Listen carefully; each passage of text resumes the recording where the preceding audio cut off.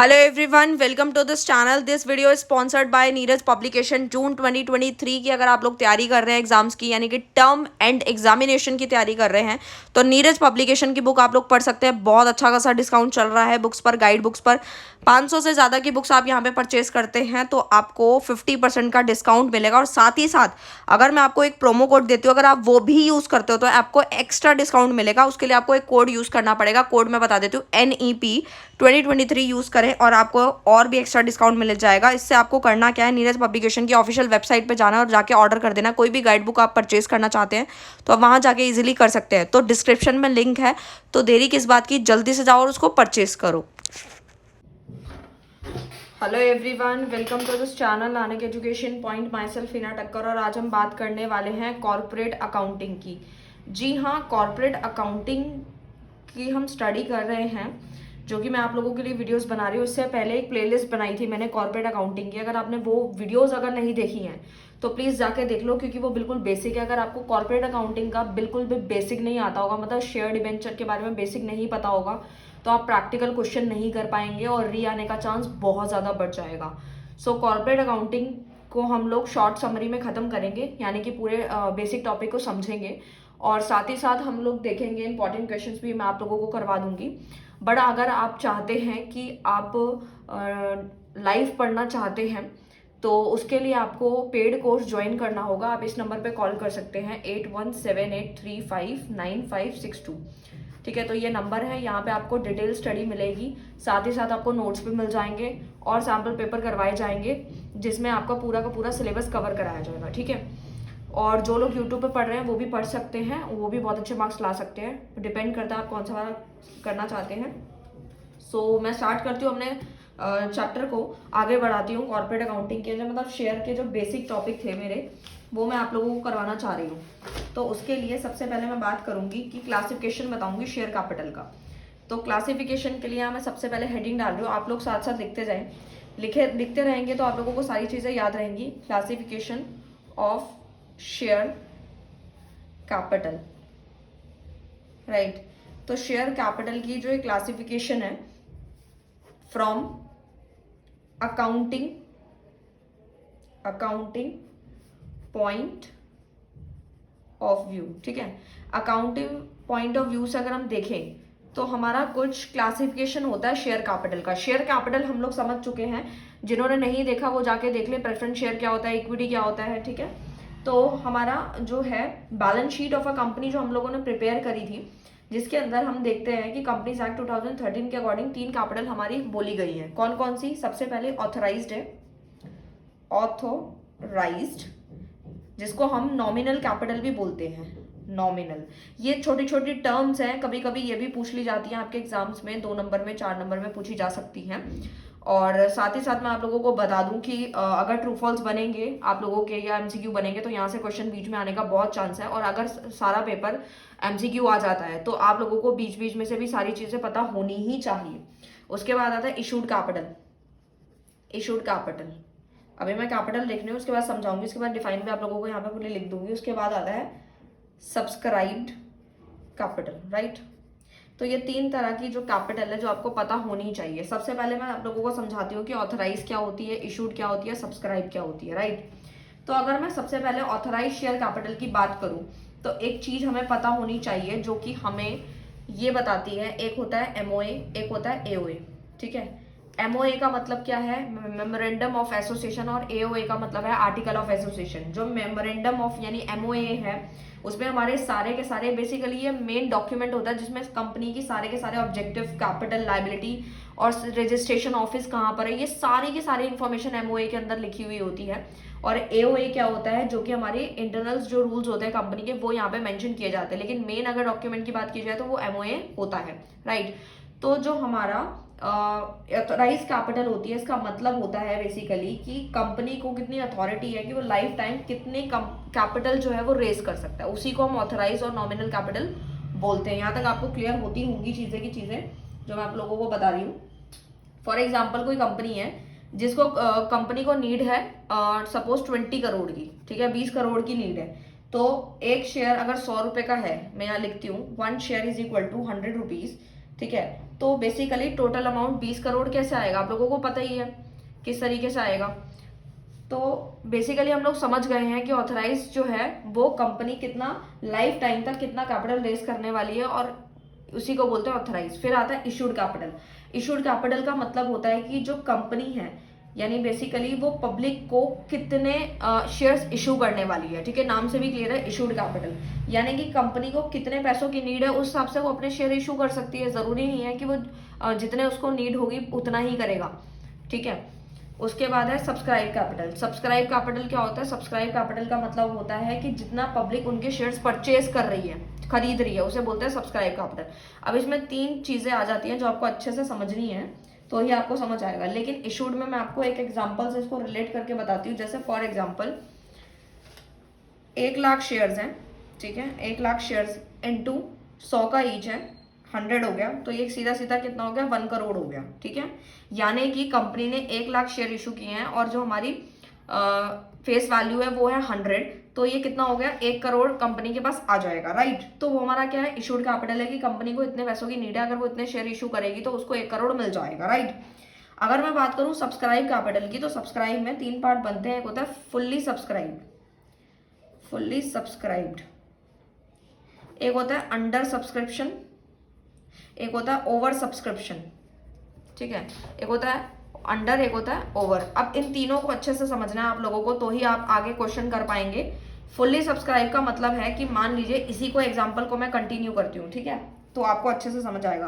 देखो fully subscribe का मतलब ये है कि कंपनी ने अगर 1 लाख शेयर्स निकाले हैं तो जनता ने 1 लाख के 1 लाख पूरे खरीद लिए, फुल खरीद लिए, तो इसका मतलब क्या है, फुल्ली सब्सक्राइब, नाम से भी क्लियर है। उसके बाद है अंडर सब्सक्रिप्शन।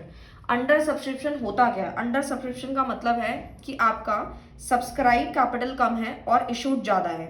यानी कि कहने का मतलब ये हुआ कि कंपनी जो है वो ऑफर तो कर रही है ज्यादा, लेकिन जनता ज्यादा शेयर्स खरीद नहीं रही, तो वो अंडर का केस है। जैसे इसी एग्जांपल से मैं आपको रिलेट करके बताती हूँ।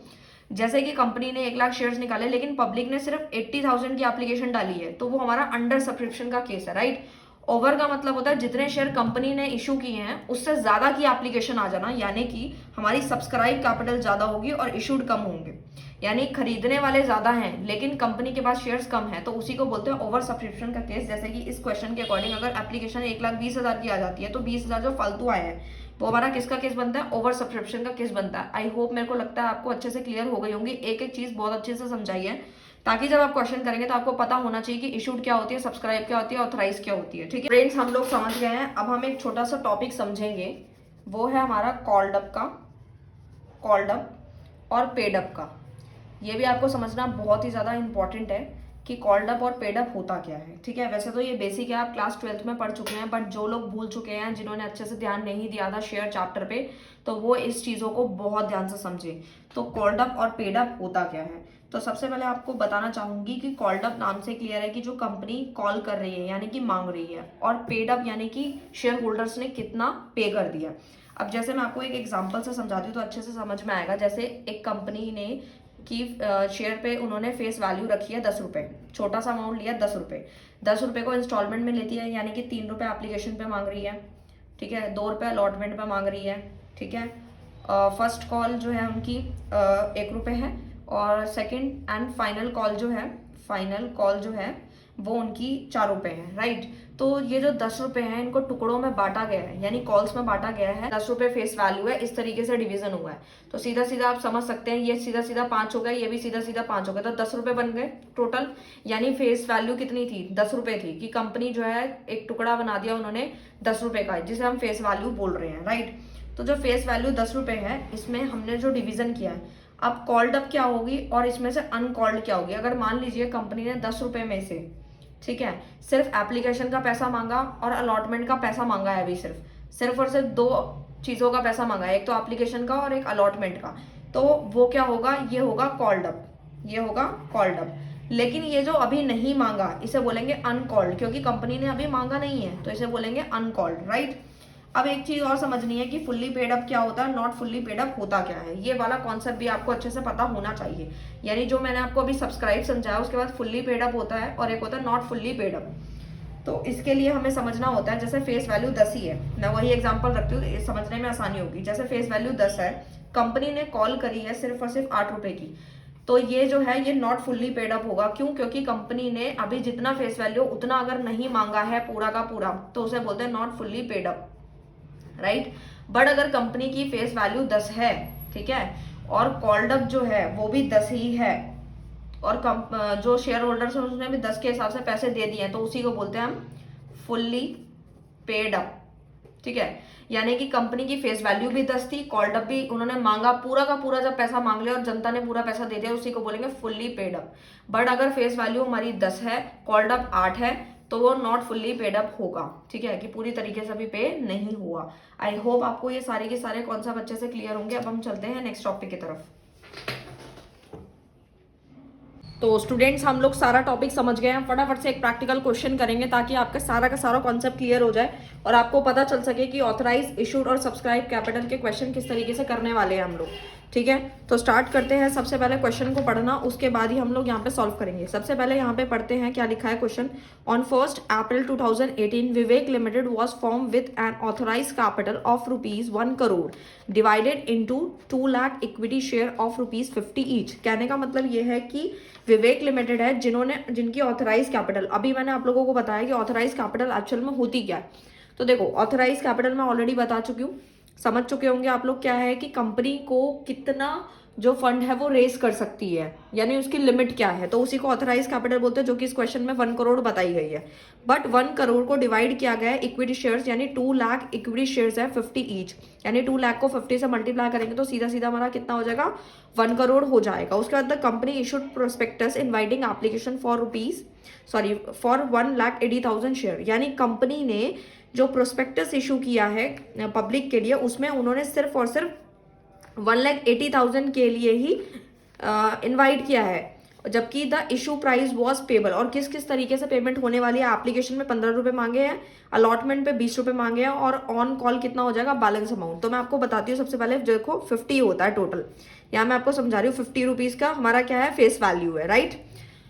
और 15 रुपए और 20 रुपए मिला के हमारा कितना हो गया, 35 रुपीज, यानी कंपनी ने मांग लिए, और बैलेंस अमाउंट कितना बच जाता है, तो वो 15 रुपए बच जाता है। फिर क्या बोला है, the issue was fully subscribe and the company allotted share to all applicants. सारे कंपनी ने अलॉट किए हैं शेयर्स सारे एप्लीकेंट्स को। The company did not make the call during the year, जबकि कंपनी ने कोई भी लास्ट कॉल के लिए पैसे मांगे अभी नहीं है। सो यहाँ पे हमें वर्किंग नोट दिखाना है, पूरा करके दिखाना है। तो किस तरीके से क्वेश्चन करेंगे, हमें क्वेश्चन को समझना है। तो सबसे पहले मैं आप लोगों को एक चीज बताना चाहूंगी, आप लोगों को क्वेश्चन सॉल्व कैसे करना है। सबसे पहले आप लोगों को ऊपर में पहले बैलेंस शीट बनानी है, ठीक है। बैलेंस शीट ऐसे लिखना है, ऑफ विवेक लिमिटेड, राइट। तो इस तरीके से आपको लिख लेना है, विवेक लिमिटेड, और यहाँ पे आपको इस तरीके से जो है लाइन एक खींचनी है, ठीक है।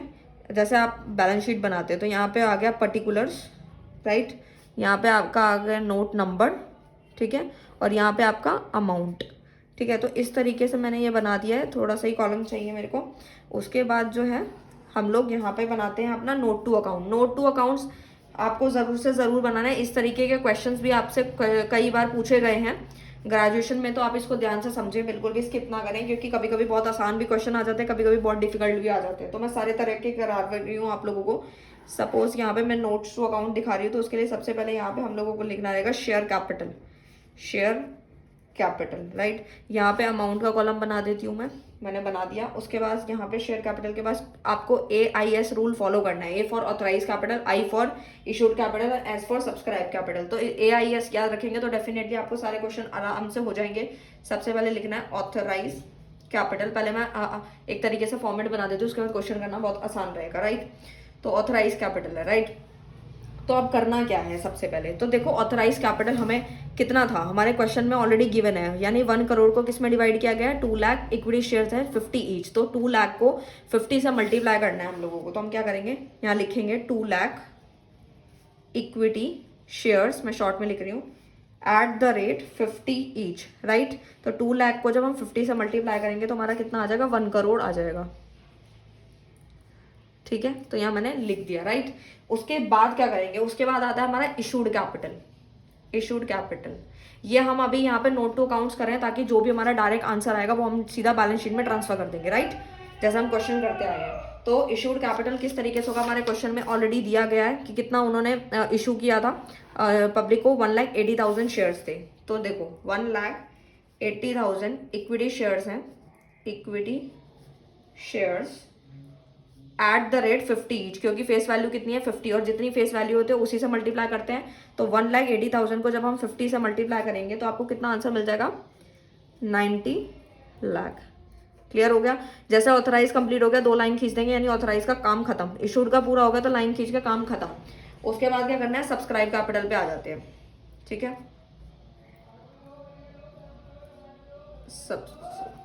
Subscribe capital, right. तो सब्सक्राइब कैपिटल के लिए हमें देखना है कि सब्सक्राइब कैपिटल, मैंने आप लोगों को अभी समझा दिया था क्या होता है, कि कितना जो हमने पब्लिक से पैसा मांगा है और कितना मिल गया हम लोगों को। ठीक है, राइट। तो यहाँ पे हम समझ रहे हैं कि जो कंपनी है उन्होंने सिर्फ एप्लीकेशन और अलॉटमेंट पे ही मांगा है, यानी 50 फेस वैल्यू थी जिसमें से 35 ही मांगा गया है, और कॉल का पैसा जो 15 रुपये था वो तो मांगा ही नहीं है। तो हम क्या करेंगे, हमें सिंपल सा क्या करना है, तो ये कौन सा केस हो जाता है, यानी ये केस बनता है हमारा subscribe but not fully paid up का। क्यों, क्योंकि हमने सब कंपनी ने सब्सक्राइब तो किया है बट फुल्ली पेड अप, पूरा पैसा 50 का 50 अभी नहीं मांगा है, उसमें से सिर्फ 35 ही मांगा है। तो हम उसी को मल्टीप्लाई करेंगे, यानी कि 1,80,000 के शेयर्स है इंटू 35, राइट। 35 मैंने आप लोगों को बता दिया क्यों, क्योंकि ये किस चीज का केस बनता है, यहाँ आप लिख भी सकते हैं subscribed but not fully paid up. ठीक है, पूरा नहीं मांगा है। तो 1,80,000 को जब हम 35 से मल्टीप्लाई करेंगे तो हमारा आंसर क्या आएगा, यहाँ पे मैं लिख रही हूँ आप लोगों के लिए 63 लाख रुपीज, राइट। तो यही हमारा क्या है, मेन बैलेंस है। ठीक है, जो हमें अभी कहाँ ट्रांसफर करना है, अपनी बैलेंस शीट के अंदर में करना है। तो बैलेंस शीट का फॉर्मेट आप लोग अच्छे से जानते होंगे, आप लोग क्लास 12 में पढ़ के आए हैं, इक्विटी एंड लायबिलिटीज। ठीक है, मैं शॉर्ट में लिख रही हूँ, आप लोग पूरा लिख लीजिएगा। नोट नंबर क्या है, नोट नंबर यहाँ पे 1 डाला था तो 1 डाल देंगे, अगर और बड़ा क्वेश्चन होता तो आप लोगों को पता है कैसे करते हैं। उसके बाद यहाँ पे आता है शेयर होल्डर का फंड, शेयर होल्डर्स फंड। ठीक है, शेयर होल्डर फंड्स, ठीक है, जिसमें शेयर कैपिटल आपका जो मेन आ रही है, ठीक है, वो आ रही है 63 लाख। तो यहाँ अमाउंट में मैं डाल दूंगी 63 लाख रुपीज, राइट। तो इस तरीके से हमारा जो क्वेश्चन है वो यहीं पे कंप्लीट होता है। तो मैंने आप लोगों को एक पूरा क्वेश्चन अच्छे से करा दिया। अब आप सारे क्वेश्चन कर पाएंगे, ऑथराइज के भी, इशूड के भी, और सब्सक्राइब जो भी कैपिटल दी होगी। तो आपको AIS रूल फॉलो करना है और सारे के सारे क्वेश्चन हो जाएंगे, बस मल्टीप्लाई करना है और आपको क्वेश्चन को अच्छे से पढ़ना है, डेफिनेटली हो जाएगा। सो आज के लिए इतना ही, जितना मैंने बताया उसको पढ़ते रहें, और नेक्स्ट वीडियो में हम कुछ नया सीखेंगे, इस चैप्टर को आगे कंटिन्यू करेंगे। मिलते हैं नेक्स्ट वीडियो में नेक्स्ट टॉपिक के साथ। Thank you so much.